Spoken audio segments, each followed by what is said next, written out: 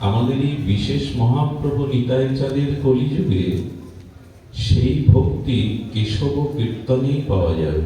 ভগবানের নাম রূপ লীলা এর অসমর্থ মাধুর্যময় তার গুণকীর্তনে, শ্রবণ কীর্তনেই এই ফল পাওয়া যাবে। ন সাধয়তি মাং যোগ, যা যোগের দ্বারা, তপস্যার দ্বারা পাওয়া যায় না। হে উদ্ধব, না সাংখ্যং না যোগম। কিসের দ্বারা পাওয়া যায়? মম ভক্তি উর্জিতা, আমার ভক্তির দ্বারাই। সে ভক্তি হতে হবে নিষ্কপট, সে ভক্তি হতে হবে শুদ্ধা ভক্তি, সে ভক্তি হতে হবে কেবলা অহিতকী। মম ভক্তি উর্জিতা, আমার ভক্তির দ্বারাই কেবল সম্যক রূপে আমাকে প্রাপ্ত হওয়া যায়, না তপস্যা, না যোগ, না ধ্যান, না জ্ঞানের দ্বারা। একটু ধ্যান দিন।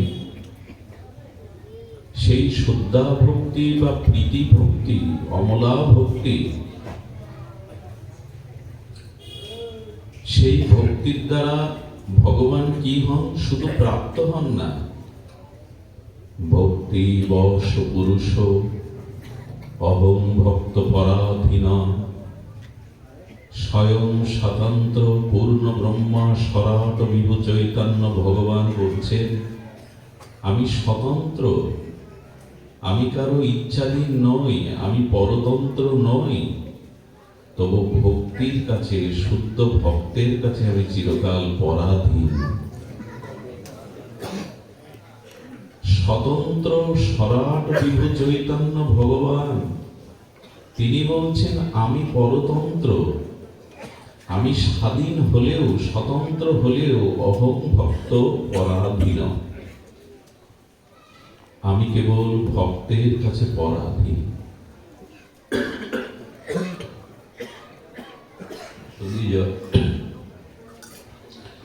ভক্তের কাছে পরাধীন কেন হবেন তিনি? আর ভক্তি বশ পুরুষ, আমি ভক্তের কাছে, ভক্তির কাছে বশ হই। যে বশ মানে কি? দেখবেন কোন ব্যক্তি বানর হনুমানকে বশীভূত করে, তাকে খাদ্য দিয়ে লালন পালন করে বশীভূত হয়ে বাজারে খেলা দেখায়। আর বানরকে যা যা বলা হয় সে অভিনয় করে ইঙ্গিতে সেই খেলা দর্শকের মনোরঞ্জন করে। এবং এইভাবে এই বানর হনুমান বশকারী ব্যক্তি যা যা বলেন তাই অনুকরণ করে খেলা দেখায়। চিনে বলে বশ, উঠতে বসলে ওঠে, বসতে বললে বসে। এখন ভগবান বলছেন অহং ভক্ত পরাধীন, আর ভক্তি বশ পুরুষ, সেই শুদ্ধা ভক্তির কাছে আমি বশ হয়ে যাই। আমাকে উঠতে বললে উঠি, বসতে বললে আমি বসি। শুধু তাই নয়, ভক্ত যদি বাজারে আমাকে বিক্রি করে দেয়, আমি সেই ভক্তিবশ ভক্তের কাছে বিক্রি পর্যন্ত হয়ে যায়। কিন্তু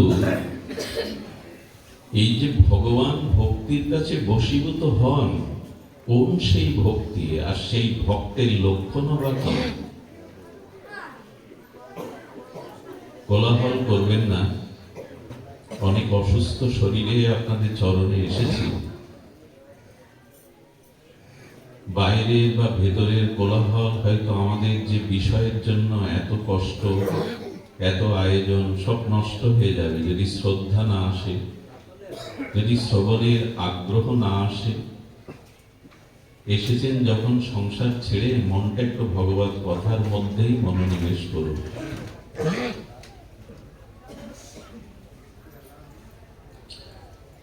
তো সেই ভক্তির কি লক্ষণ? ভক্তির দ্বারা ভগবান বশ হয়ে যান। বলেন হ্যাঁ, শোনো তবে, এই ভক্তি আমি সকলকে দিতে চাই না। ভগবান বলছেন এই ভক্তি আমি সকলকে দিতে চাই না। ভক্ত কৃষ্ণ যদি ছোটে ভক্তে ভক্তি মুক্তি দিয়া, প্রেম ভক্তি নাহি দেন রাখেন লুকাইয়া। ধ্যান দিন শব্দের দিকে। কৃষ্ণ ছুটছে কার পেছনে? ভক্তের পেছনে। কেন? তুমি ভজন করছো তাই তো আমার ভক্ত। তুমি ফুল তুলসী দিচ্ছ, আমার ভজন করছো, এখন আমি ঋণী হয়ে যাচ্ছি, সেই ঋণ শোধের জন্য আমি তোমার পেছনে ছুটছি। তুমি কি নেবে বলো? তুমি ভক্তি নেবে মানে ভোগ নেবে। ভোগ বলতে কি জানেন? ভগবান বলছেন আমার সমান রূপ চাইলে, 4 হাত চাইলে আমি দিতে পারি। আমার মতো ঐশ্বর্য যদি চাও আমি দিতে পারি। আমার নিকটে যদি বাস করতে চাও বৈকুণ্ঠে, আমি তাও দিতে পারি। আমি ভক্তি মুক্তি, বা তুমি যদি জন্ম মৃত্যু চক্র থেকে নিষ্কৃতি পেতে চাও, সেই মোক্ষ বা মুক্তিধাম দিতে পারি। নেবে? কৃষ্ণ যদি ছুটে ভক্তের ভক্তি মুক্তি দিয়া, ভক্তি মানে অনন্ত ভোগ আর মুক্তি মানে মোক্ষ, এই দেওয়ার জন্য কৃষ্ণ ছুটছেন। কেন? আমার ভজন করছে, আমি ঋণী হয়ে যাচ্ছে, ও ঋণ শোধের জন্য কিছু যদি নাই ছুটছে। কিন্তু প্রেম ভক্তিটা লুকিয়ে রেখেছে, ওটা দেবে না।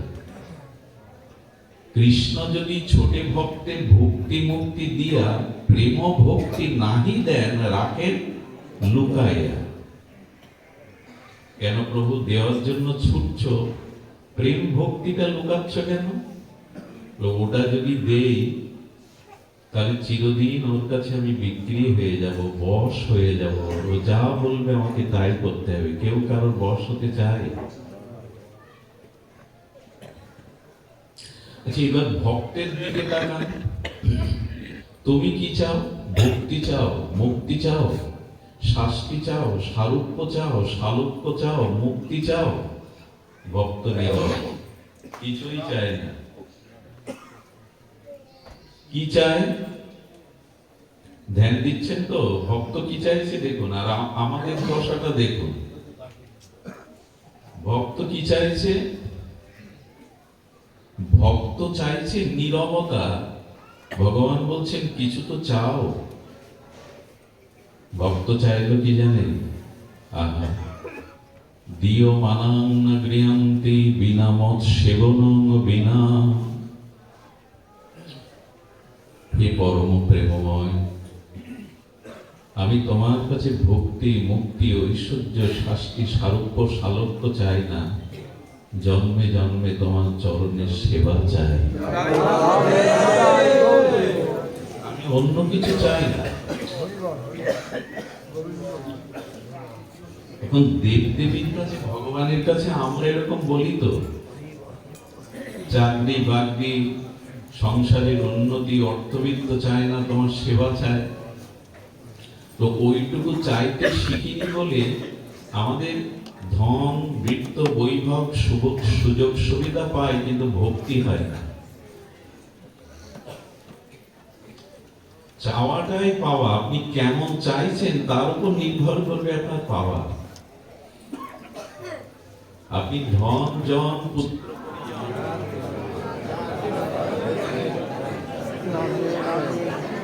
ভিন্ন, তোমার কাছে কারো কাছে ইহকালে পরকালে কিছুই চাই না। আমরা এই জায়গায় আসতে পারি না। অনন্ত ভোগ চাওয়া পাওয়া আমাদের মনের মধ্যে স্ফুরণ ঘটে, এটা চাই সেটা চাই, এটা প্রয়োজন।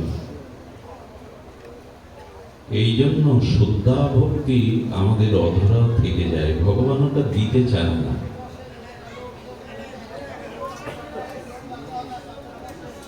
ভক্তিতে ভগবান কিভাবে বশ হন, এটা ধ্যান দিন। আপনারা শুনুন, কে কি এলো, কে কি বললো, ওদিকে দৃষ্টি দিয়ে না, এদিকে দৃষ্টি দিন। ভাগবত যখন হয় দৃষ্টিটা অন্যদিকেও ফেরাতে নেয়, হরি কথার মধ্যেই নিবিষ্ট হতে হয়। তো ভগবান ভক্তিতে বশ যেহেতু, এই জন্য ভক্তি সহজে দিতে চান না। আচ্ছা, ভগবানকে যদি বলি ভক্তি যদি ভক্তকে তুমি দাও, প্রেম ভক্তি শ্রদ্ধা ভক্তি দাও, তো কি হয়? বলা আমার আর সে দাস থাকে না, আমি সত্যি সত্যি জন্ম জন্মান্তরে ওই ভক্তের দাস হয়ে যায়, আমি দাস হই। আর এটা যাত্রা মঞ্চের অভিনয়ের দাস নয়, চিরকালীন তার দাস হই।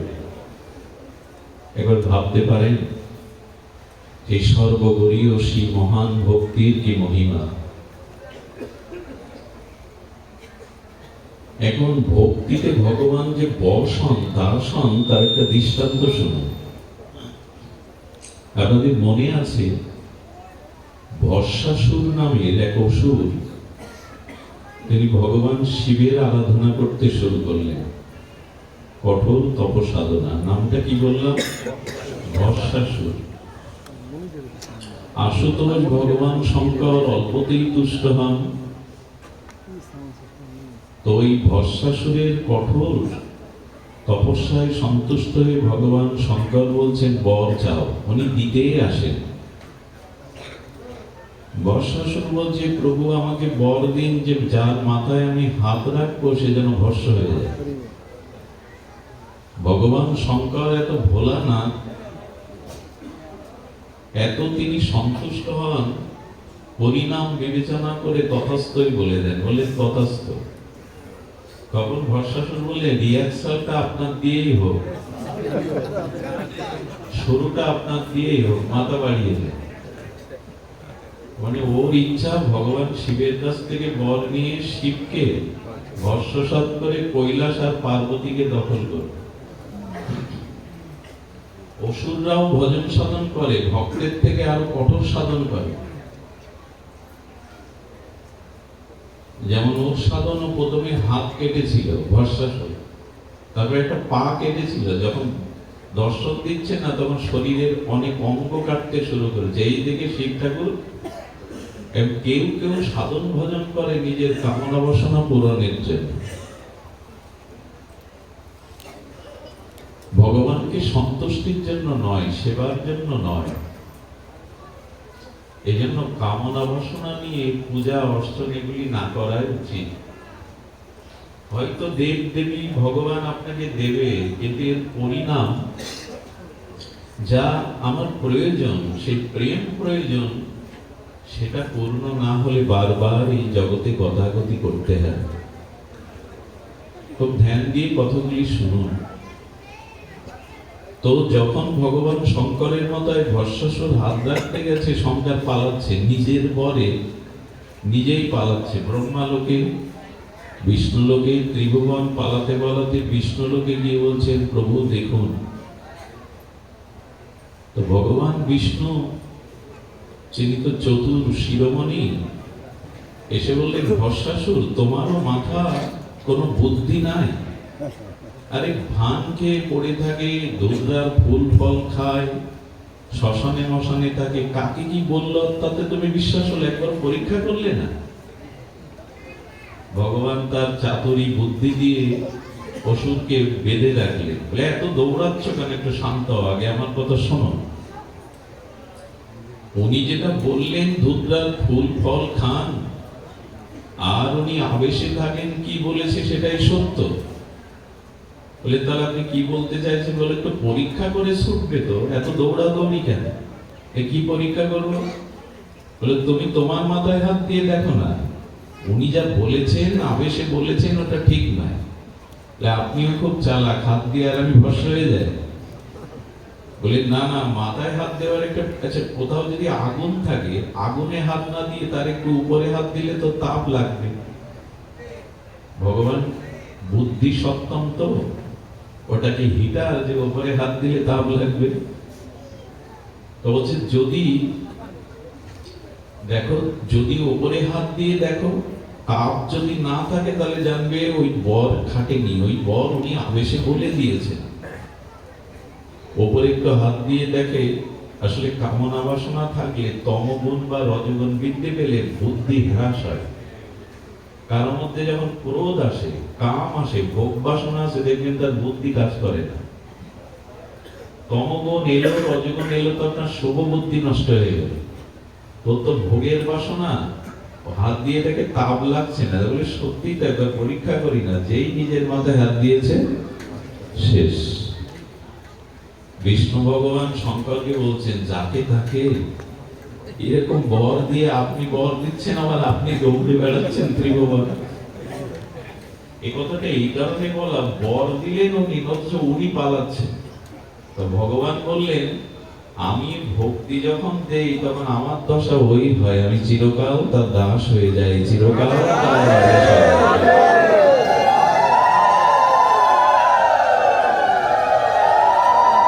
এই জন্য ভক্তি বা প্রেম আমি সহজে দিতে চাই না, কিন্তু ভক্ত আবার আমার সেবা ছাড়া, প্রেম ভক্তি ছাড়া অন্য কিছু ন ধনং ন জনং সুন্দরীং ন সুন্দরীং কবিতাং বা জগদীশ কাময়ে মম জন্মানি জন্মানিশ্বরে অহেতুকি ভাগবত ভক্তিতৈ। আমি ধন চাই না, আমি কবিত্ব প্রতিভা মান চাই না, সুন্দরী রমণী চাই না, জন্ম জন্মান্তরে তোমার চরণে যেন আমার অহেতুকি ভক্তি হয়, হেতু যেন না থাকে। তোমার পাঠ শুনতে এসেছি, তোমার গুণমহিমা মাধুর্য শুনতে এসেছি, আমার প্রাণে যেন তোমাকে সুখ দেওয়া ছাড়া আমার নিজের কোনো চাওয়া পাওয়া না থাকে। এই জায়গাটা একবার এসে দেখুন, তখনই প্রকৃত শান্তির সন্ধান পাবে।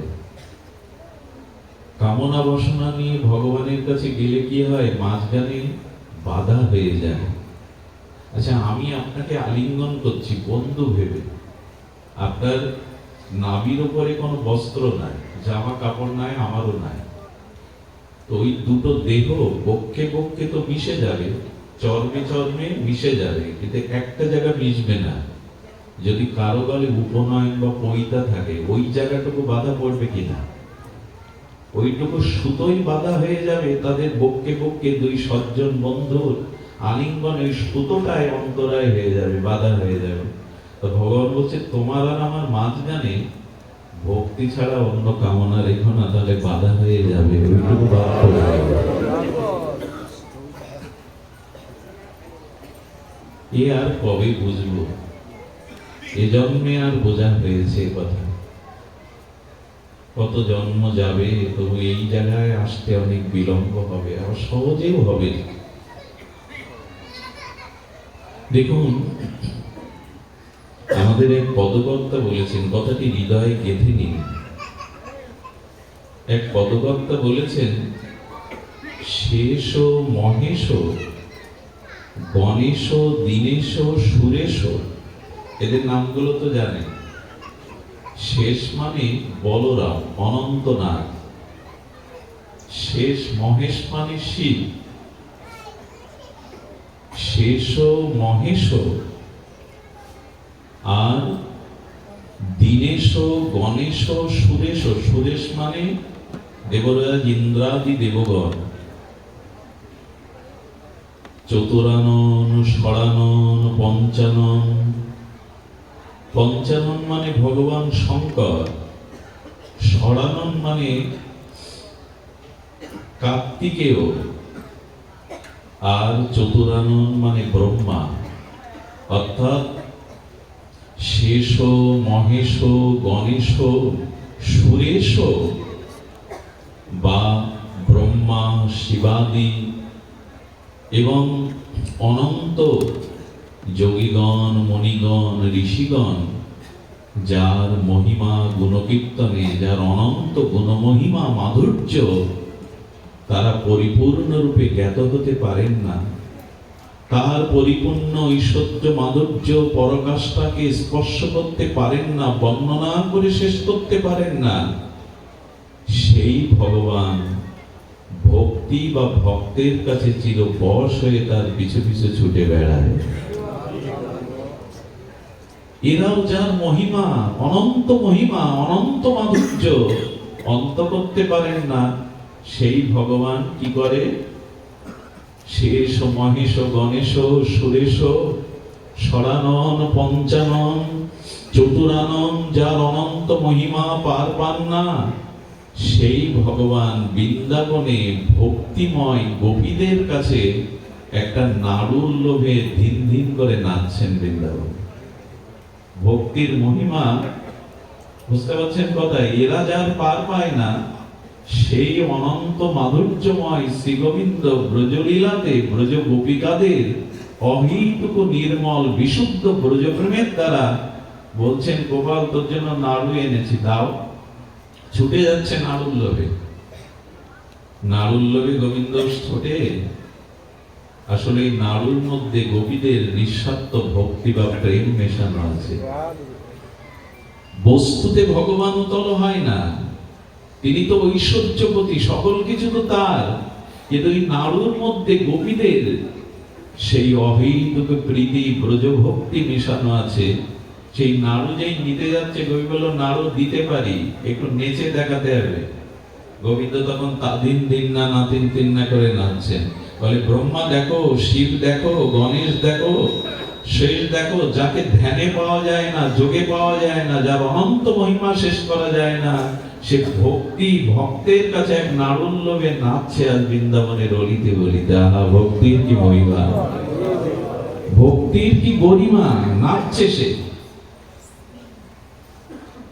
যে বানর খেলা দেখায়, যেমন বানরের মালিক ওঠো বসো তাই করে দেখা, সেই ভক্তি কি চাইবো না? সংসারের জন্য চেয়েছেন, পেয়েছেন, সংসার কি দিয়েছে আপনাকে? আজ পর্যন্ত সংসার ফাঁকি ছাড়া, যন্ত্রণা ছাড়া, দুঃখ ছাড়া কেউ কাউকে কিছু দেয়নি। যদি বলেন তাই, তো 800 কোটি মানুষের মধ্যে সবাই তাহলে সংসারে প্রবেশ করে কেন? সংসারই হতে চায় কেন? বলো পরে সুখ পাবো এই আশায় কাটায় কাল, কতকাল সুখ পরে হবে। বিয়ের আগে মনে করি লেখাপড়ার দ্বারা উচ্চ শিক্ষা লাভ করলে সুখী হব, উচ্চ শিক্ষা লাভ করে মনে করে চাকরি পেলে সুখী হব, কিন্তু ছুটতে থাকে শান্তি। চাকরি পাওয়ার পরে বললেন বিবাহ করলে সহধর্মিণী আনলে সুখী হব, স্ত্রী আনার পরে বলে পুত্র কন্যা হলে সুখী হব, পুত্র কন্যা জন্মালে তাদের বড় হলে মানুষের মতো মানুষ করতে পারলে, শিক্ষিত করতে পারলে, ডাক্তার মাস্টার করতে পারলে সুখী হব। এইভাবে সামনে সুখের আশায় মানুষ দিন গণে, জন্ম গণে। সংসারে আজ পর্যন্ত কেউ চির সুখ পায়নি, পাওয়ার কথাও নাই। এই জন্য চাইতে হয় ভগবানকে। দেখবেন নদীতে নৌকা চলছে, নদীর জলও শান্ত, নৌকাও শান্ত, কিন্তু নদীতে হঠাৎ ঝড় এলো, আর যখন নদীর জল ঝড়ে তরঙ্গায়িত হলো, তখন নৌকাটা দুলতে থাকলো, জল উঠতে থাকলো। তেমনি আপনার আমার মন পূর্বে শান্ত ছিল, আর আমাদের মনও শান্ত ছিল, কিন্তু মনে কামনা বাসনার ঝড় উঠল, তাই মনের কামনা বাসনার নৌকা দুলছে, ডুবে যাচ্ছে। এই জন্য ভগবানের কাছে অহিতুক এটা দাও ওটা দাও। প্রহ্লাদ মহারাজ শুদ্ধ ভক্তির লক্ষণ দেখুন। প্রহ্লাদকে ভগবান নৃসিংহদেব বলছেন বর নাও, তোমার চরণ যারা পায় তাদের আর চাওয়া পাওয়া থাকে না। তোমার আতুলো আতুলো চরণ পেয়েছি প্রভু, চাওয়ার আর কিছু নেই। কিন্তু বারবার অনুরোধ করছে নৃসিংহদেব, একটা তো কিছু চাও। আমাকে যে দর্শন পায় তাকে কাছে না দিয়ে আমি স্বস্তি পাই না, আমার বুকে ব্যথা হয়, কিছু চাও। প্রহ্লাদ কি বলেছিলেন জানেন? কথাটা কষ্ট পাবেন না। প্রহ্লাদ বলেছেন, নৃসিংহদেব হে প্রিয় পরম, তোমাকে ভজন করে যারা কামনা বাসনা চায়, এরা ভক্ত না, এরা সাধক না, এরা ধর্ম ব্যবসায়ী। মুদি দোকানে 50 টাকা দিলে তবে 1 প্যাকেট আটা দেবে, 1 কেজি আটা। এতে মহিমা কোথায়? আমি টাকা দিলাম, তুমি বস্তু দিলে, এতে মহিমা কোথায়? তারপরে আর তোমাকে মনে রাখার দরকার আছে? তারপরে দোকানদারকে মনে রাখার দরকার আছে? আমি 50 টাকা দিয়েছি, 1 কেজি আটা দিয়েছে, মিটে গেল। প্রহ্লাদ মহারাজ বলছে, যারা নিজের কামনা বাসনা পূরণের জন্য তোমাকে ভালোবাসে, ভজন করে, তারা তো ধর্ম ব্যবসায়ী। আমি ভজন করছি, বিনিময়ে তুমি আমাকে এই দাও। এসব কথা তো শুনেছি, একবার তো শুনিনি, অনেকবার, কিন্তু মন থেকে এই বাসনা লাগাতে পারি কি? পারি না। এই জন্য সাধু সঙ্গের এই কথাগুলিকে খুব ধ্যান দিতে হবে, পরে বাড়ি গিয়ে মনন করতে হবে যে উনি কি বলে গেলেন, বারবার বলেন কি এরা এসে। সেগুলো কি বাড়ি গিয়ে ধ্যান করেন, মনন করেন, চিন্তা করেন? ঘোলের মধ্যে, মাখনের মধ্যে মাখন আছে, কিন্তু উঠতে গেলে ওটা মন্থন করতে হয়, নাহলে মাখন ওঠে না। হরিকথা শুনে বালিশে মাথা রেখে চিন্তা করতে হয়, এই কথাটি কি বললেন উনি, এটি মনন করতে হয়, মন্থন করতে হয়। গাভীগুলো সারাদিন মাঠে ঘাটে বনে কি খায়? লতা পাতা তৃণ ঘাস খায় না, গলৎকরণ করে, শুধু ঢোকায়। খায় কখন জানেন? গোয়ালে গিয়ে নিশ্চিন্তে ওই তৃণগুলো, লতা পাতাগুলো তখন আবার মুখে তোলে, তখনই চিবিয়ে চিবিয়ে ওগুলো খায়। একে বলে মানে জাগর কাটা। যদি সারাদিন গলৎকরণ করে গোয়ালে জাগর না কাটে, তবে অসুস্থ হবে, মারা যাবে, রোগগ্রস্ত হয়ে যাবে। তো ভগবান শুনেও আমাদের রোগ সারবে না যদি জাগর না কাটেন, মনন না করেন, চিন্তা না করেন, ধ্যান না করেন। হচ্ছে অনুষ্ঠান, উনি তো মিষ্টি মিষ্টি করে দুটো কথা বলেন, ভালো লাগে, যায়। এই জন্য ভাগবতে আসা। কিছু নেব না এখান থেকে, জীবন বদলাবে না, আমার স্বভাব চরিত্রের গায়ে হাত পড়বে না, শুধু আসবো, প্রসাদ পেয়ে হই হুল্লোড় করে চলে যাবো, এই হয়ে গেল, এমন নয়। প্রহ্লাদকে বারবার বলছেন কিছু চাও, প্রহ্লাদ চেয়ে বসলেন কি জানেন? তবে তোমার দেওয়ার যখন এত ইচ্ছা প্রভু, এই দাও। আমার চিত্ত মাঝে মনোবাসে কোনো কিছু চাওয়ার বাসনার বীজটাই তুমি নষ্ট করে দাও। কোনো কিছু চাওয়ার যে বীজ, আগে তো বীজ, তারপরে তো অঙ্কুর হবে। তো কামনা বাসনা চাওয়ার বীজটাকেই তুমি নিষ্ক্রিয় করে দাও, যাতে কোনো চাওয়া আমার মনে না যায়। এই কোথায় আর আমরা কোথায়? আমরা কোথায় আর এরা কোথায়? শুনতে এসছি শুদ্ধ ভক্তির কথা, এরা কোথায় আর আমাদের স্তর কোথায়?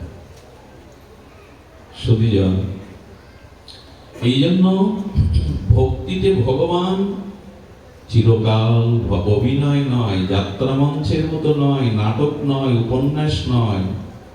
ভগবান বললেন আমি চিরকাল তার দাস হয়ে যাই। সার্বভৌম শ্রী গীতাতে নবম অধ্যায় 22 শ্লোকে ভগবান তার দৃষ্টান্ত প্রমাণ সহ রেখেছেন। অনন্য চিন্তন্ত মাং যে জনা পর্যুপাসতে তেষাং নিত্যাভিযুক্তানাম যোগক্ষেমং বহম্যহম। অনন্য, অন্য চিন্তা না করে, অন্য কোনো ভাবনা না করে, নিত্য নিরন্তর অবিচ্ছিন্ন তৈল ধারার ন্যায় যিনি আমার ভজন করেন, আমি দায়িত্ব নিচ্ছি তার যোগ এবং ক্ষেম, অর্থাৎ তার প্রয়োজনীয় বস্তু আর সেটি সংরক্ষণ, দুটো দায়িত্ব আমি নিজ মাথায় করে বয়ে দেব। অনন্যগত চিত্তে যে আমার উপাসনা করে, তার প্রয়োজনীয় বস্তু যোগ এবং তার সুরক্ষণ, রক্ষণ আমি করে দেব। আচ্ছা, মনে আছে 3 পদ জায়গা কার কাছে চেয়েছিলেন ভগবান বামন? আপনারা ভাগবত শ্রোতা, বিজ্ঞ শ্রোতা, বলি মহারাজের কাছে, তাই না? আচ্ছা, পা কটা থাকে ভগবান যখন লীলাতে আসেন? শ্রীকৃষ্ণ বা আমাদের গৌরহরি দুটোই তো। বিশ্বরূপে তার অসংখ্য হস্ত, অসংখ্য পদ, কিন্তু লীলাতে যখন আসেন তার 2 পাদ। তিনি 3 পা চাইলেন কেন? 1 পাতেও তো বিশ্ব ব্রহ্মাণ্ড একটা লোমকূপে দখল করতে পারেন, 3 পা চাইলেন কেন? বলে যিনি এত বড় দাতা, যার মনে এত বড় দানের ইচ্ছা, তাকে কৃপা করব না? 1 পাদ দ্বারা উনি সপ্ত তল নিয়ে নিলেন, তল, অতল, পাতাল, রসাতল, মহিতল। সাতটা, আমাদের নিচে 7টা স্তর আছে, আর উপরে 7টা আছে, ভূ, ভুব, স্ব, মহ, জন, তপ, সত্য। এক চরণেই এই নিচের 7টা উপরের 7টা নিয়ে নিলেন, আর একটা চরণে অনন্ত বিশ্ব ব্রহ্মাণ্ড দখল করে নিলেন। তখন বলছেন আর একবার জায়গা দাও। বলে সবই তো নিয়ে নিয়েছো, জায়গা যেমন নাই। আর তুমি 3 পদ চেয়েছিলে, এখন তো 2 পা দেখছি, আর এক পাও তো তোমার নাই। আসলে এটা ভগবানের কত বড় কৃপা দেখুন, 2 পাতেই তো কাজ সারতে পারতেন, আর এক পা চাইলেন কেন জানেন? যে আমাকে সর্বস্ব দিয়ে দেয়, আমিও তাকে সর্বস্ব দিতে আসি, আমিও তাকে সর্বস্ব দিতে আসি। এই জন্য নাভি থেকে একটা দিব্য চরণ প্রকাশ করলেন। বলি খুঁজে পাচ্ছেন না, অনন্ত বিশ্ব ব্রহ্মাণ্ডের মধ্যেই তো আমি, সবই তো দিয়ে দিয়েছি, এই চরণের জায়গা কোথায় দেব? বলির চিত্তে ভগবান প্রেরণা দিয়ে যেন জানিয়ে দিলেন, একটা জায়গা এখনো খালি আছে, একটা জায়গা তোমার খালি আছে, তোমার মাথাটা এগিয়ে দাও। তুমি যেমন সর্বস্ব আমায় দিতে চেয়েছো, আমি আর একটি চরণ দ্বারা তোমারও সর্বস্ব তোমাকেই দিতে এসেছি। শুনলে অবাক হতে হয়। ওই চরণ বলি রাজার মস্তকে রেখে কি বলেছিলেন জানেন? বলি, আজ থেকে সুতল রাজ্যটা তোমার, আর এই সুতল রাজ্যে আমি তোমার দাঁড়িয়ে হয়ে লাঠি নিয়ে দাঁড়িয়ে থাকবো। এ আবেগতাড়িত কথা নয়, আপনাদের মন দুর্বল করার কথা নয়, যে ভগবানকে সব দিতে পারে। ভগবান বলছেন তোমার রাজ্যে আমি দাঁড়ি 36,000 বছর না, আমি চিরকাল তোমার দুয়ারে দাঁড়ি হয়ে দাঁড়িয়ে থাকবো। ছিলেন কোথায়? বৈকুণ্ঠে লক্ষ্মী দেবীর মন ভালো না। আরে ভগবান বৈকুণ্ঠটা থাকলে মানায়, আকাশে চন্দ্র সূর্য না থাকলে আকাশের মহিমা কি? নারদকে দেখে লক্ষ্মী দেবী বললেন, প্রভু তো নাই বৈকুণ্ঠে, প্রভু নাই বলে প্রভু আর আসবেও না লক্ষ্মী। প্রভু বলি রাজার দুয়ারে দ্বার পার হয়ে লাঠি নিয়ে দাঁড়িয়ে আছে, আর ফিরবে না বৈকুণ্ঠে। বলে উপায় বলুন। বলে বলি রাজা বড় দানশীল, যাও রাখি পূর্ণিমার দিনে তার হাতে গিয়ে রাখি পরিয়ে তাকে দাদা রূপে, নিজে বোন রূপে সম্বন্ধ করো। আর বলি বড় দাতা, তুমি যখন তাকে দাদা রূপে রাখি পরিয়ে দেবে, তখন তোমাকে কিছু দিতে চাইবে, সেই পরেই তুমি চেয়ে নিও যে আমার প্রিয় পরমকে তুমি এইখান থেকে মুক্তি দাও। সুধীবৃন্দ, এখানে গিয়ে লক্ষ্মী দেবী পরিয়ে দেওয়ার পরে বলেছিলেন যে ও আমার পতি। বলি বলেছিলেন, ও যদি তোমার পতি হয়, ও আমার পরম পতি। নারদ এসে বিচার করে দিয়েছিলেন যে 8 মাস বৈকুণ্ঠে থাকবে, কিন্তু 4 মাস বলির দুয়ারে আজ ভগবান দাঁড়িয়ে। চিন্তা করতে পারেন, স্বয়ং ভগবান ভক্তকে দুয়ারে দাঁড়িয়ে হয়ে দাঁড়াবে। তুমি বলো, ভক্তি যে সর্বসময় দেয়, আমি তার দুয়ারে দ্বারপাল হয়েও দাঁড়িয়ে থাকি। এই রহস্য সদ্গুরুদেবের কৃপা। শুদ্ধ ভক্ত সঙ্গ না করলে ভাবও জাগবে না। যে যেমন সঙ্গ করে তার ভিতর তেমন রঙ্গ প্রকাশ হয়। শুদ্ধ ভক্তের সঙ্গ না করলে, শুদ্ধ ভক্ত মুখে এই নিষ্কিঞ্চন নিষ্কপট ভাগবত না শুনলে এই ভাবনাটাও আমাদের মনে জাগবে না। এই জন্য সুখদেব গোস্বামী স্মরণ করে দিয়েছেন প্রথমেই ভাগবতের, ধর্ম অর্জিত কৈতবত্র পরং নির্মৎ শরণং শতম। দেখো, ধর্ম অর্থ কাম মোক্ষ, এই কপটতা রেখো না, এটি চেয়েও না, তাহলে ভক্তি হবে না। ভাগবত হলো নিষ্কপট সাত্ত্বিক সর্ববেদান্তের সার, ভক্তিময় সাত্ত্বিক শাস্ত্র ভাগবত। ওইখানে ধর্মত্ব কাম্যক্ষ যদি নিজের চাওয়ার শশক বাসনা থাকে, এই ভক্তি ক্রিয়া করবে না। সুধীজন, এই যে ভক্তির কাছে বশ ভগবান, চলুন বৃন্দাবনে গিরি গোবর্ধনে আমরা সুরদাসজির একটি চরিত্র গুণগাথা শ্রবণ করি। ভগবানের গুণগাথা আর ভক্তের চরিত্র গাথা। একটু বাইরে ঘুরিয়ে আনুন, ওকে বাইরে ঘুরিয়ে আনুন। জয় শ্রীরাম।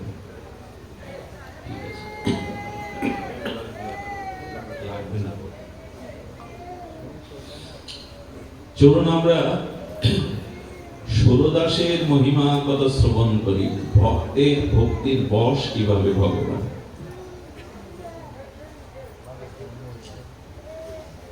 সুধীজন, এই সুরদাস ছিলেন পূর্ব লীলায় ভগবত উত্তম ভক্ত শ্রেষ্ঠ উদ্ধব মহারাজ। উনি রাধারানী গোপিকাদের চরণে প্রার্থনা করেছিলেন, বৃন্দাবনের একটি লতা করে জন্ম দাও,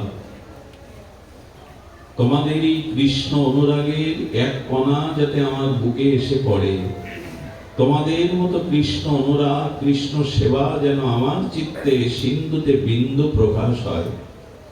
এই উদ্ধব মহারাজই সুরদাস হয়ে জন্মান্ধ সুরদাস হয়ে ব্রজে এসেছিলেন।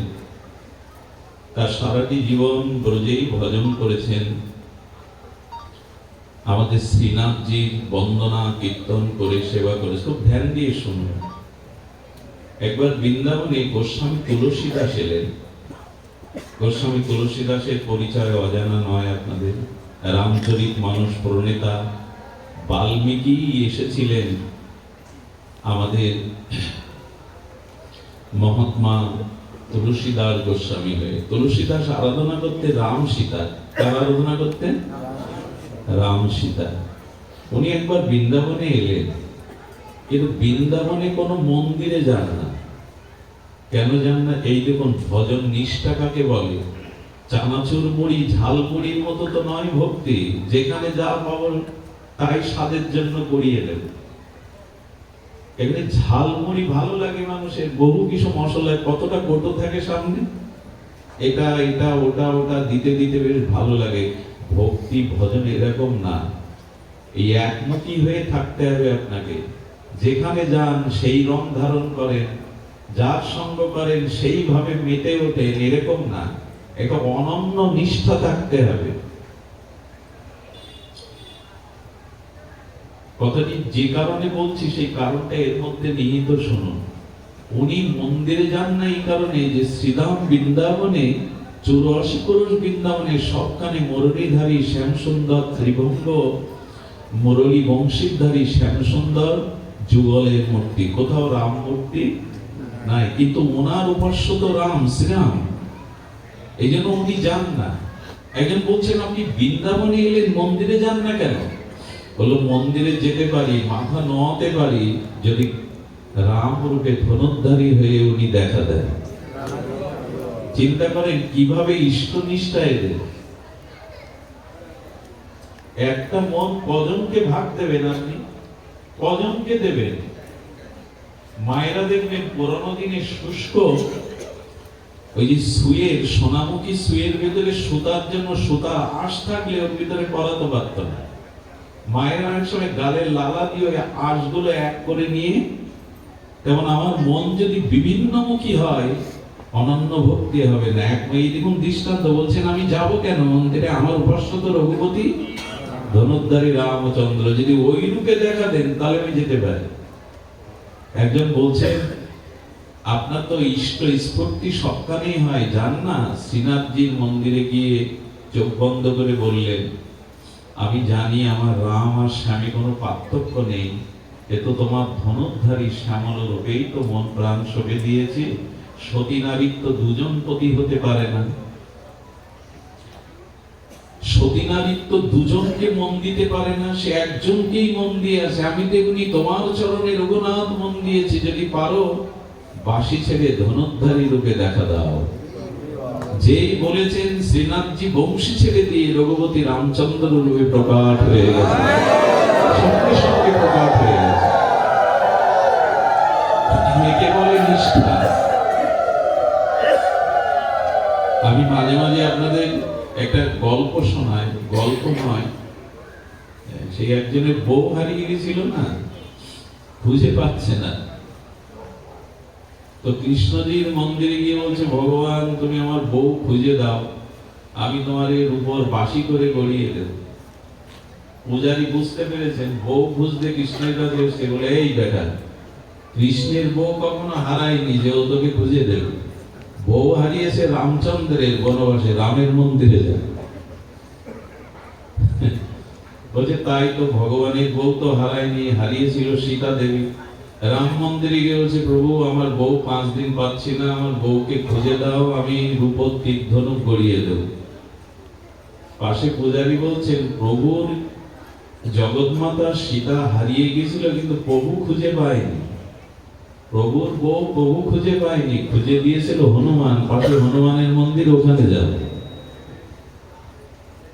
আমাদের দুর্দশায় কামনা পূরণ হলো না তো এদারে ওদারে সেদারে কতজনের দ্বারে ঘুরে গেল। শেষ পর্যন্ত যারা ওই আউলি টাউলি হয় তাদের বাড়িও যায়, মাদুলি তাবিজ যেখানে যা পায়, এক মন সতী নারী কপুরুষকে দেবে। এই জন্য আমাদের ভক্তিটার নিষ্ঠা নাই, ওই একটাতেই পড়ে থাকুন, অনন্য ভাবে তার চরণেই পড়ে থাকুন। তো যখন দেখা দিয়েছে এই কথাটা প্রচার হয়ে গেল বৃন্দাবনে, একদিন এই সুরদাসের সাথেই সাক্ষাৎ হয়ে গেল তুলসীদাসের। একটা মানবিক কথা বলি, লিখে নিন, হৃদয়ে লিখে নিন। ভক্ত ভগবান যখন একত্রিত হয় তখন পরমানন্দ হয়। কি আনন্দ হয়? কিন্তু দুজন ভক্ত যখন একত্রিত হয় আর তাদের মধ্যে আলাপ হয়, দুজন সাধু, দুজন তো মহাত্মা, তখন অদ্ভুত আনন্দ হয়। ভক্ত ভগবান মিলিত হয়ে বাক্যালাপ করলে পরমানন্দ হয়, কিন্তু দুজন সাধু নিষ্কিঞ্চন মহাত্মা যদি এক জায়গায় হয়ে হরিকথা আলাপন করে, প্রসঙ্গ করে, অদ্ভুত পরমানন্দ হয়। দুজন সাধু যখন কথা বলবে, দূরে দাঁড়িয়ে চুপচাপ শুনবেন, দেখবেন অনেক অজানা উত্তর, অনেক জানা ওর মধ্যে দিয়ে এসে যাবে, শুধু ওদের কথা দূরে দাঁড়িয়ে শুনলে। ভগবত প্রসঙ্গ ছাড়া তোমরা অন্য কিছু করেন না। আর সে কথাগুলো তত্ত্ববহ। একদিকে উদ্ধব স্বরূপে সুরদাস, একদিকে তুলসীদাস গোস্বামী, দুই সাধুর মিলনে জমে গেল ভগবানের অসমাপ্ত মাধুর্য কথা। বলতে বলতে তুলসীদাস নাম প্রসঙ্গে এসেছেন, ভগবানের নাম প্রসঙ্গ। তখন বলছে, আমার রাম নামই বড়। আর সুরদাস কার সাধনা করে?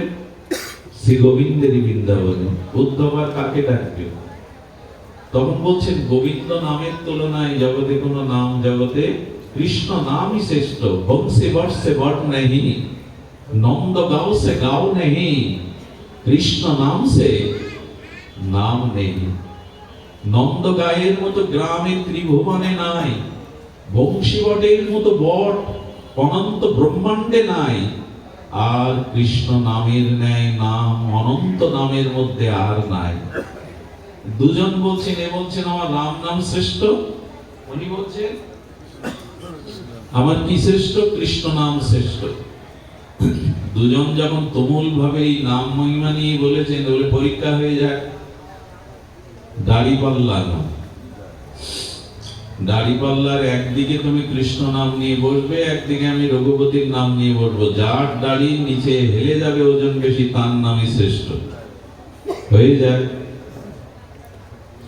দাড়িপাল্লা টানানো হলো, অনেক ভক্তরা দেখছে এই দুই মহাত্মার অপূর্ব লীলা রস। এখন দুইজন উঠেছে, ইনি কি বলে উঠলেন? সুরদাস, জয় গোপালজি। উনি গোপালের উপাসনা করেন, বাৎসল্য গোপালের, জয় গোপালজি বলে উঠেছেন। আর তুলসীদাস কি করে বলে উঠলেন? জয় সিয়ারাম। সঙ্গে সঙ্গে তুলসীদাসের দাড়িটা ভারী হয়ে গেল, লোকজন হর্ষধ্বনি জয়ধ্বনি দিল, রাম নামই বড়।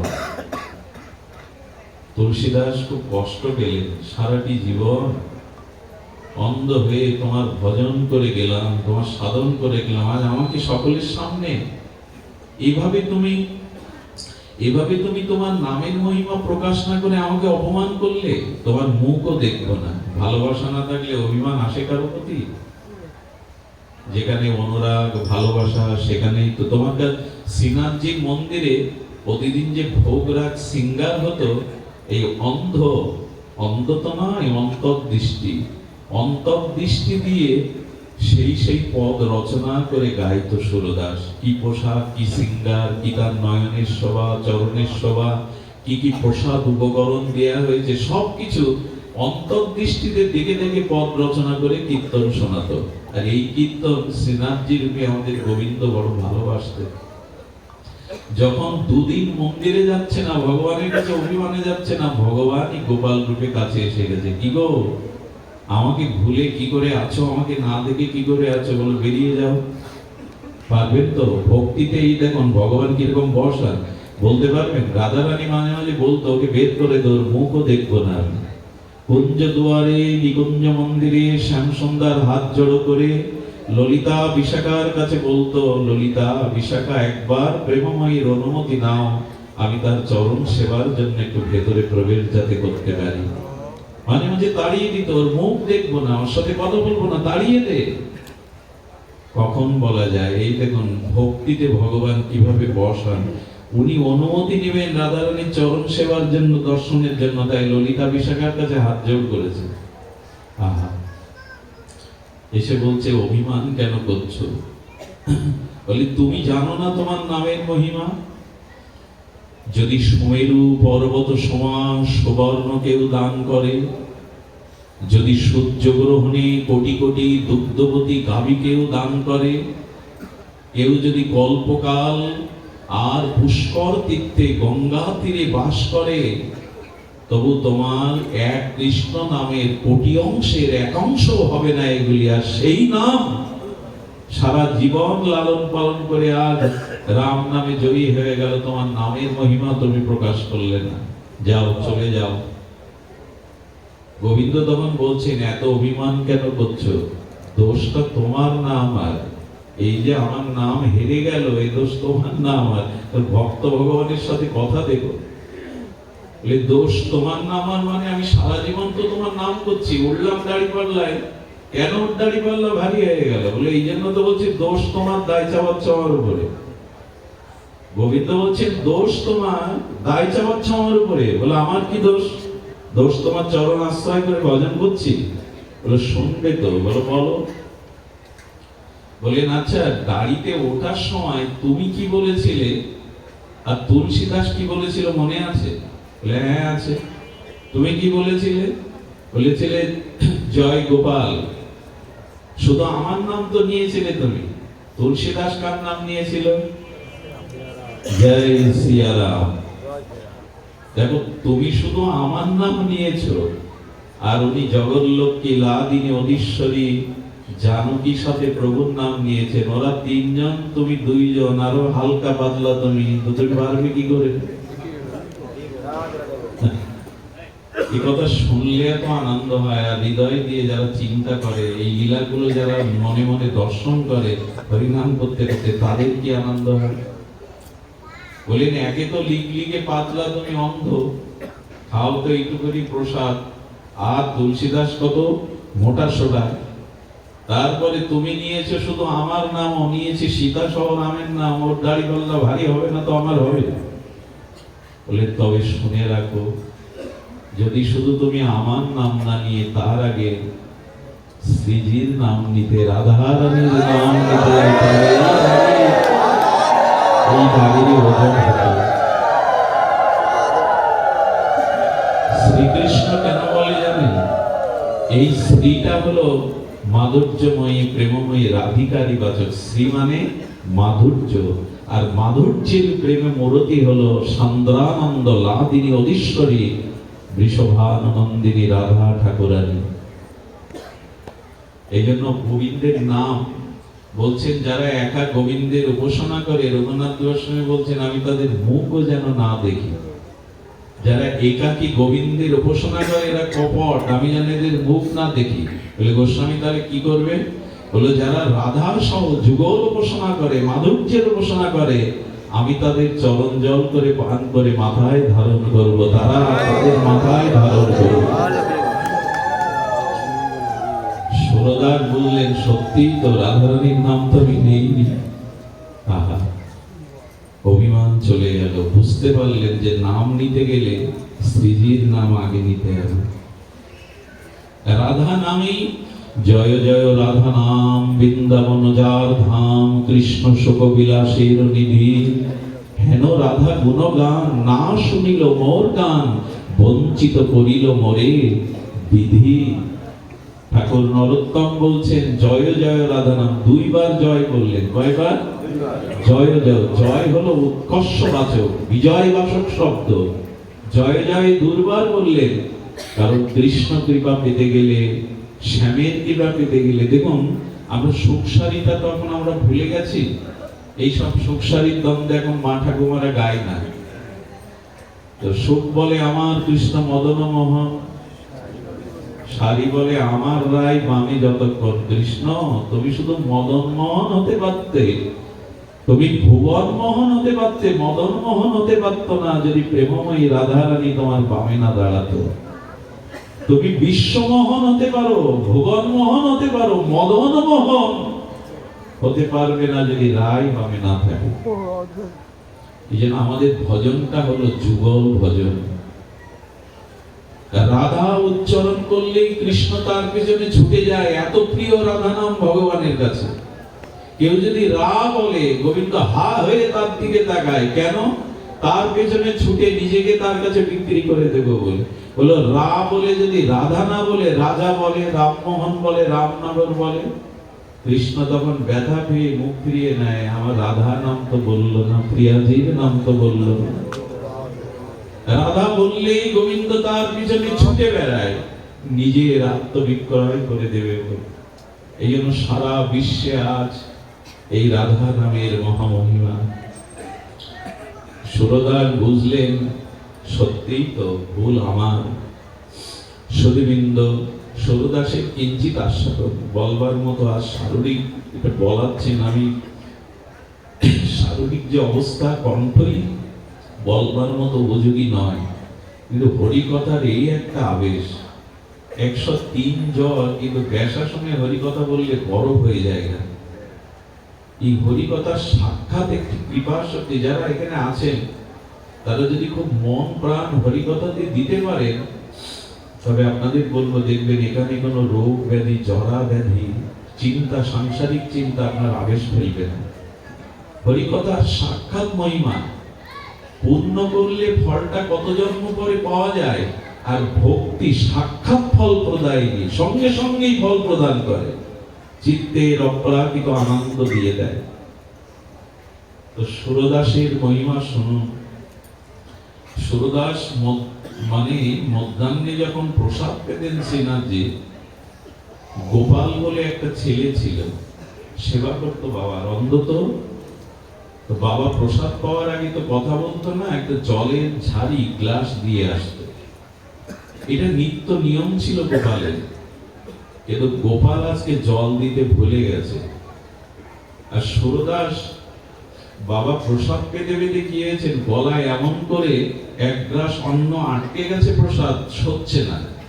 চিৎকার করে গোপালকেও ডাকতে পারছে না, কোন রকমে গো বলে উঠেছে, সচ্ছে না, গলায় জলও পাশে নেই, অন্ধ।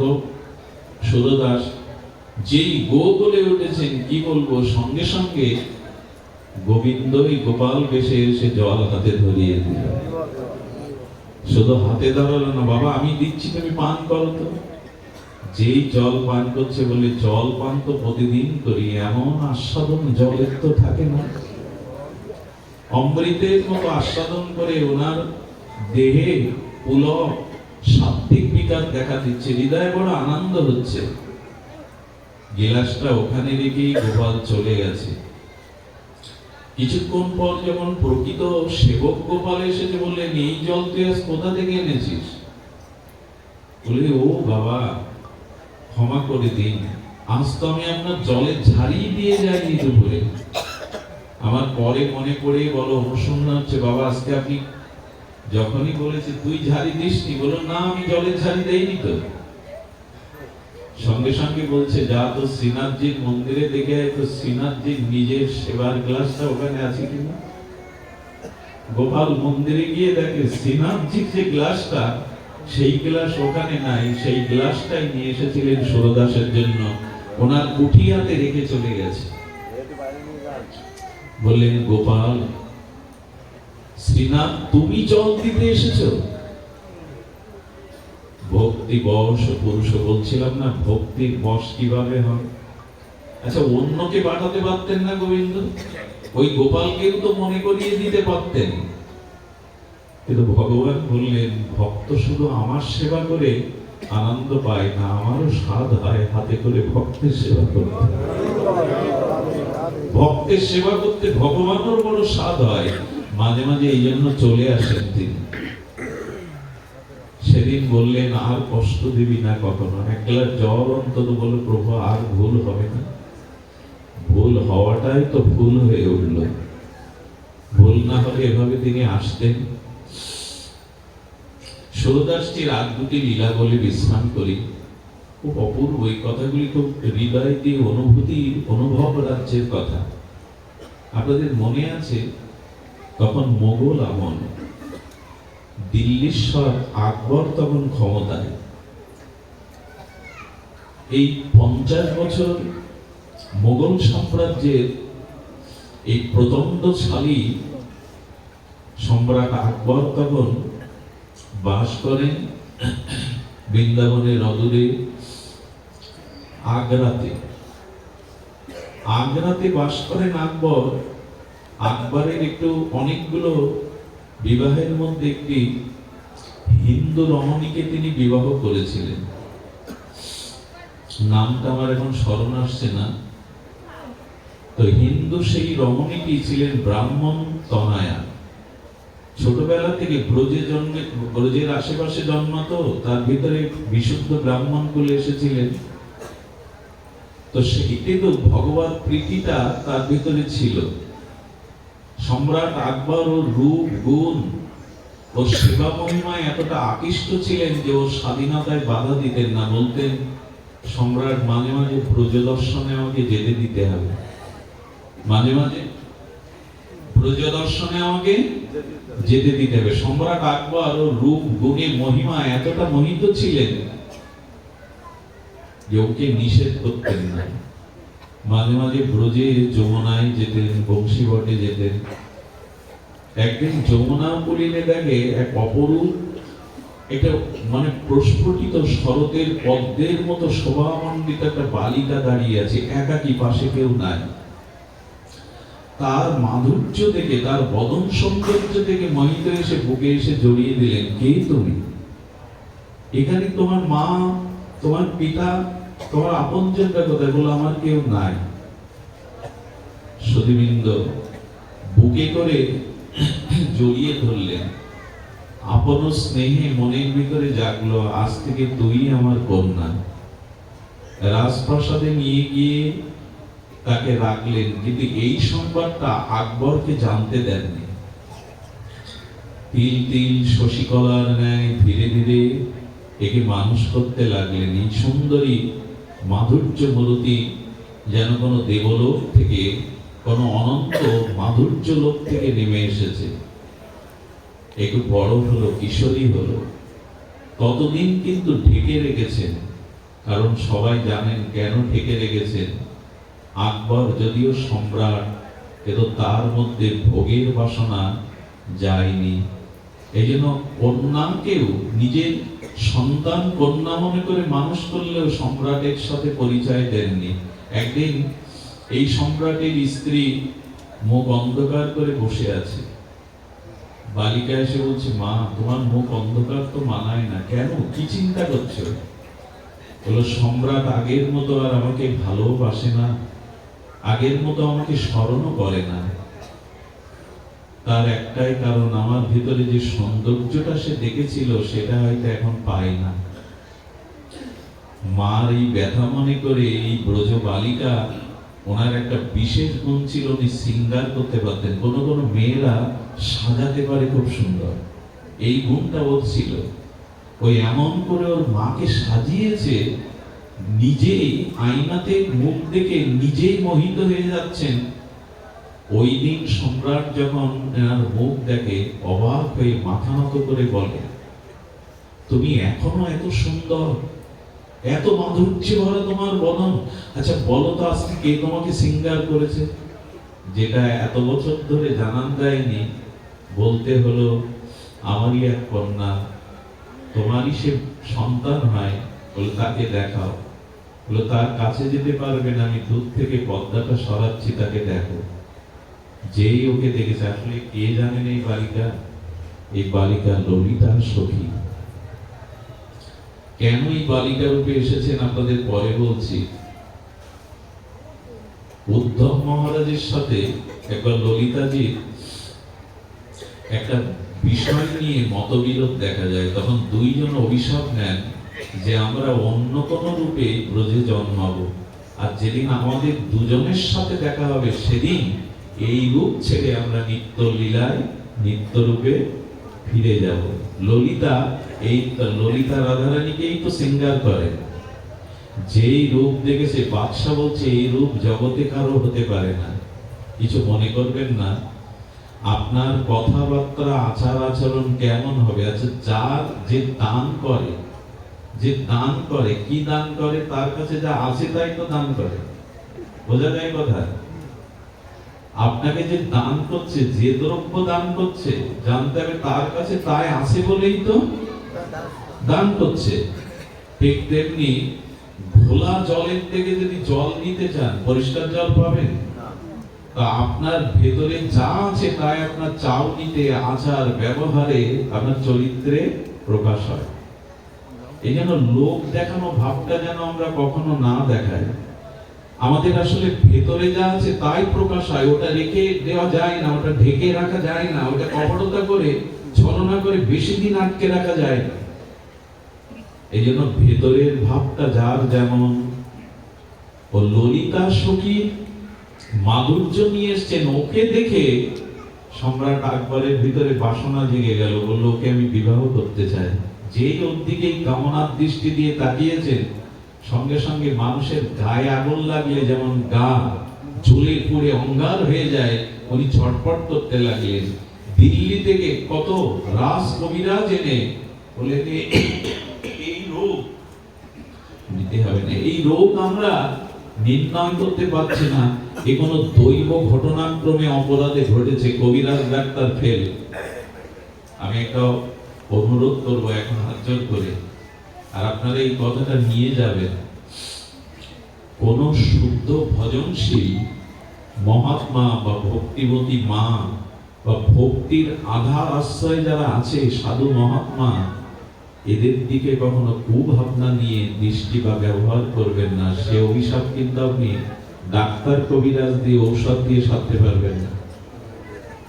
একে বলে মহৎ অপরাধ।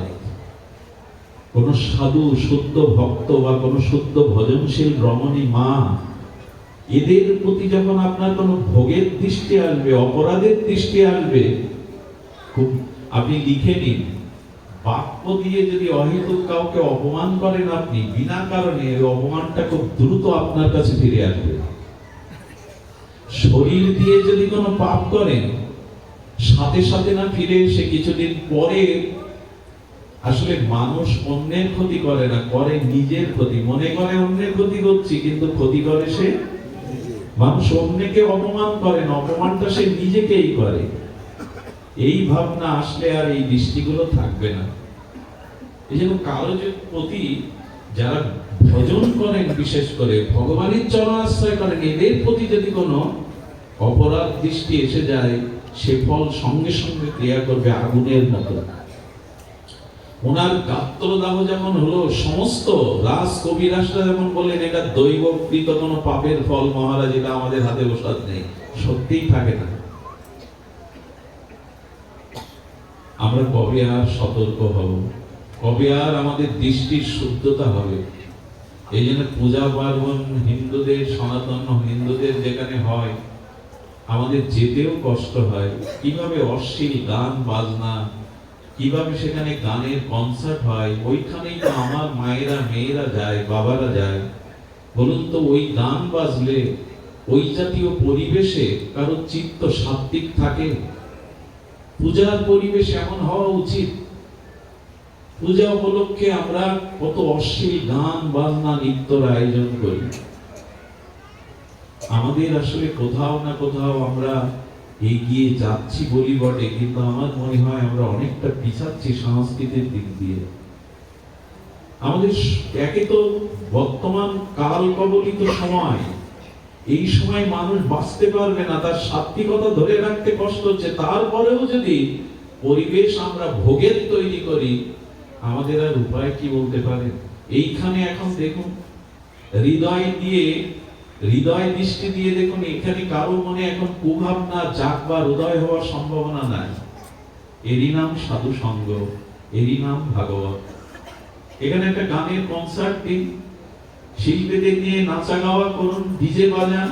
দেখবেন এই মানুষগুলোই যদি আমরা এখানে থাকি, সবাই থাকবেন না জানি, আসবেন না, কিন্তু যারা থাকবে তাদের চিত্তবৃত্তি এমন থাকবে না।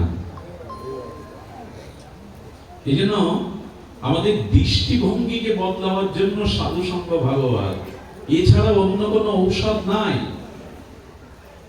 কিন্তু আজ তো ভাগবতই শুনতে চায় না মানুষ। কি বকবক করবে? বাঁশি নেই, বেহালা নেই, নাচ নেই, গান নেই, ক্যাসিও নেই, কি দুটো মুখের কথা। কিন্তু ভাগবত এটাই বলে দেয়, এটাই চিত্ত শুদ্ধির একমাত্র উপায়। প্রবিষ্ট কর্ণরন্ধ্রেণ সানাং ভাব সারুরহম ধুনতি সমলাং কৃষ্ণ শরীরস্য যত শরত সদ্য হৃদয় অবরুদ্ধতি সুশ্রবিতক্ষণাৎ। ভগবান বললেন, শ্রবণ করার বাসনা যখনই তোমার হৃদয়ে জাগবে, তখনই গোবিন্দ তোমার হৃদয়কে শুশ্রূষা পরিষ্কার করতে শুরু করবে। শোনো নি ভাগবত, কিন্তু সাধুমুখে হরিকথা শোনার ইচ্ছা যখন জাগবে, তোমার হৃদয়ে গোবিন্দ আবদ্ধ হয়ে পড়বে। বাধা সদ্য অবরুদ্ধতি তৎক্ষণাৎ গোবিন্দ তোমার হৃদয়ে বাধা পড়বে। আমি শুনতে আসিনি, কিন্তু সকালে মনে করেছি আজ শ্রী শ্রী মনসা মন্দিরে ভাগবত শুনতে যাব। ওই সময় গোবিন্দ আপনার হৃদয়ে বাধা পড়ে গেছে, যে তোমার হৃদয়ে আশ্রয় করে আজ আমি সাধু সঙ্গে হরিকথা শুনতে যাব। ভাগবত বলছেন, সদ্য হৃদয় অবরুদ্ধতি শুশ্রবি তৎক্ষণাৎ, আমি তোমার হৃদয় শুদ্ধ করে দেব। সম্রাট আকবরের জীবনে অনেক মহতের সঙ্গ পেয়েছিলেন। একটা আশ্চর্য জিনিস, উনি সনাতনের দেখা পেয়েছিলেন। সম্রাট আকবরের ইতিহাস পড়ে দেখবেন, অনেক সাল, এই জন্য মনে হয় 50 বছর ভারতের শাসনে ছিলেন উনি। এবার নবরত্ন ছিল। আপনাদের মনে আছে বীরবলের কথা?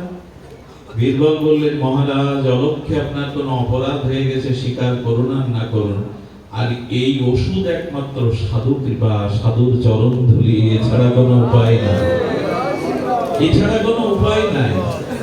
যদি কারো প্রতি কোনো বৈষ্ণব অপরাধ হয়, তার চরণ ধুলি আর তার চরণেই ক্ষমা প্রার্থনা করবেন, না হলে তো নিষ্কৃতি নাই। শুনুন, সাধুর চরণে অপরাধ করলে, ভক্তের চরণে অপরাধ করলে, ভক্ত আপনাকে অভিশাপ দেবে না, কিন্তু ভক্তের চরণ ধুলি আপনাকে ক্ষমা করবে না। এই জন্য যদি কারো কথায়, বাক্যে, আচরণে অপরাধ হয়, তার সামনে অবনত মস্তকে তার চরণ ধুলিতে ক্ষমা চাইবেন, না হলে কিন্তু খেসারত দিতে হবে। সম্রাট আকবর বুঝলেন, রাজ কবিরাজও যখন আমার এই দাহ নিবারণ করতে পারছে না, আমি ওর দিকে কামনার দৃষ্টির দিকে তাকিয়েছিলাম, এই সুরদাসকেই ডাকা হলো। ধ্যান দিয়ে শুনুন, সুরদাস যখন এসেছেন, বীরবল কৃপা করে অনুরোধ করে সুরদাসকে ডেকেছেন। সুরদাস বলছেন, মহারাজ, ঔষধ তো আপনার ঘরেই আছে, যার প্রতি কুদৃষ্টি দিয়েছেন তার চরণে আর ক্ষমা প্রার্থনা করে তার চরণ ধুলি অঙ্গে মাখুন। কন্যাটিকে তার মা আনলেন। সম্রাট আকবর এই দহন, এই দাহ থেকে নিষ্কৃতির জন্য তার চরণে পড়ে ক্ষমা প্রার্থনা করেছিলেন এবং নিজের মনোভাবটা পরিবর্তন করেছিলেন। সঙ্গে সঙ্গে তার দাহ চলে গেল। আর সুরদাস তো অন্তর্দৃষ্টি দিয়ে দেখলো কে, তখনই বলল, সুরদাস আমি ললিতা, তোমার সাথে আমার কথা ছিল যেদিন দুজনার সাক্ষাৎ হবে সেদিন আমি নিত্যলীলায় চলে যাব। সঙ্গে সঙ্গে কি করেছিল জানেন? যোগাগ্নিতে অর্থাৎ যোগের দ্বারা দৃষ্টির দ্বারা অগ্নি প্রজ্বলন করে অগ্নিতে আহুতি দিয়েই ললিতা তার নিত্যলীলায় চলে গিয়েছিলেন এই শরীর ছেড়ে। সুরদাস যাননি, যাওয়ার কথা ছিল। সুরদাস আরো কিছুদিন ছিলেন, কিসের জন্য শুনুন। আহা, কেন ছিলেন জানেন? আপনার আমার মতো পতিতকে, আপনার আমার মতো বিষয়ী লোককে একটু ভক্তি দান করবে বলে। উনি শ্রীনাথজির মন্দিরে যেখানে ভজন করতে যেতেন, ওই শ্রীনাথজির মন্দিরে অর্থাৎ গিরি গোবর্ধনের পরিক্রমা মার্গে শ্রীনাথজির মন্দিরের তলে একটা মুদি দোকানদার ছিল। তো উনি কি করতেন, যারা উপরে দেখতে যেত শ্রীনাথজিকে ভগবানকে, তারা এসে এসে তাদের কাছে ডেকে শুনতো আজ কি পোশাক পরা, আজ কি কি ভোগরাগ দেওয়া। এখন উনি ওই বর্ণনা করে খরিদ্দার আনতেন, আরে আসে এসেও শ্রীনাথজি আজকে এই হলুদ রঙের পোশাক পরেছেন, এই তার ভোগ হয়েছে, এই ভোগের উপাচার, এভাবে বর্ণনা করলে নিকিতারে প্রতিদিন প্রতিক্ষণে মনে হয় দেখতে যান শ্রীনাথজিকে, এই জন্য ওনার দোকানে ভিড় জমে গেল।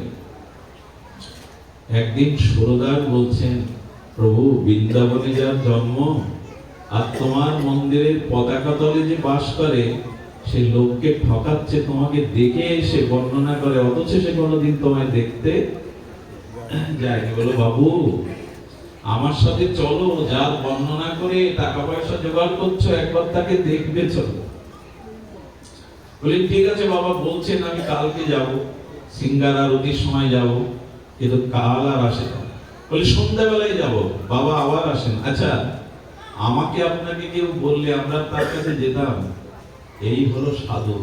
সাধু হৃদয়টা হলো নবনীতের মতো নরম, পরের দুঃখে পরের কল্যাণের জন্য যে অপমান সহ্য করেও বারবার ভক্তের জন্য মানুষের জন্য প্রার্থনা করে। সাধু পোশাকে আশাকে নয়, পরহিতের জন্য যার জীবন উৎসর্গ তিনি সাধু।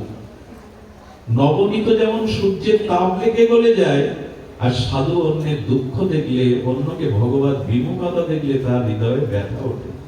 কেন এই জীবটা তোমার চরণে যাবে না, তোমার ভজন করবে না?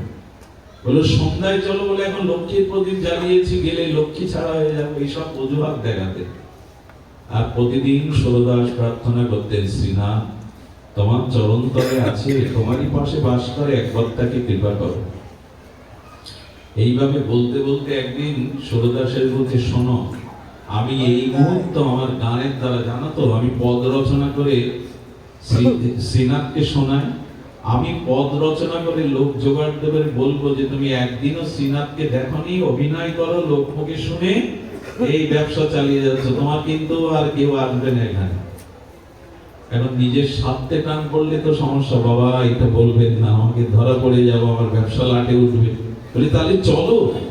আচ্ছা এইভাবে যদি বারবার আপনাকে আমাকে কেউ ফিরিয়ে দিত, তাকে ডাকতাম, চলো ভগবান দেখবে।